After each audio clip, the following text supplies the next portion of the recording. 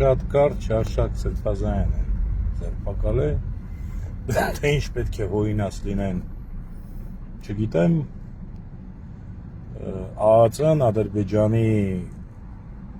անվտանգության ծառայությունը, կամ Ադրբեջանի ինչ-որ մի բան անողները,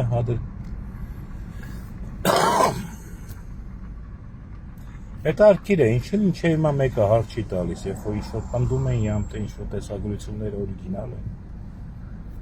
Ասենք, ով է այդ մարդու հետևից հետևել, այդ հանցագործությունը անձնական կյանք մտնելու, ինչի համար այսպես կոչված այդ անդիմաբոյսակները խորհրդանում Նիկոլին ընտրած Նիկոլ լեգիտիմացնող չեն ասում, թե ինչպես է դա հայտնվել Նիկոլի մոտ կամ ԿՊԻ ձեռքում։ Վերջի վերջո, հասկացեք,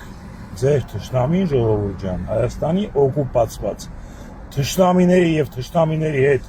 համատեղ իշխանություն կազմված խորհրդարանն է։ Ստիպեք լուծարել խորհրդարանը։ Միակ փրկության եղանակը դա է։ Քանի որ նրանք այնտեղ լինելը, բացի լեգիտիմացումից, ապահովում է ցանկացած ահավիրքի դեպքում Հայաստանում քաղաքական ճգնաժամի բացակայություն, այսինքն ամեն ինչ նորմալ է, Նիկոլը ավելի ճիշտ է։ Նրանց ներկայություն, նրանց կազմված այդ կալաբարանտ օկուպացիոն խորհրդարանը այս ահավիրքի հիմնական պաշտպանն է, երկրորդ պաշտպանը դա ազգային անվտանգությունն է ադրբեջանական, եւ գիտեք ինչ, սա մի ունիկալ բան է։ Անկանում եք թուրքերը, որպեսզի կարողանան իրենց հավատարիմ ինչ-որ զինվորականներ, յենիչերներ ստեղծել, յենիչերները նաև հենց ազգային անվտանգության նման ինչ-որ խմբեր ունեն։ Կարմիր բիրիտավորների նման, որովհետև նրանք ներքին գործերով էին զբաղվում։ Երեխաներին տանում էին փոքր հասակից, որպեսզի նրանք չհիշեն իրենց ինքնությունը։ Եվ դաստիարակում էին, կրոնափոխ էին անում երկար տարիներ, մինչև որ նրանցից կստացվեն յանիչարներ թուրքացած երեխաներին էին տանում, որ դա հնարավոր լիներ։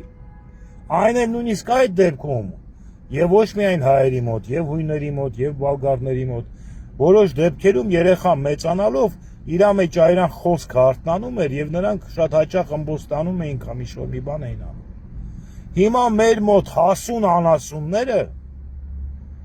այն աշան ընկած պետք է լինեն, այն աշան անբարոյական, որ արդեն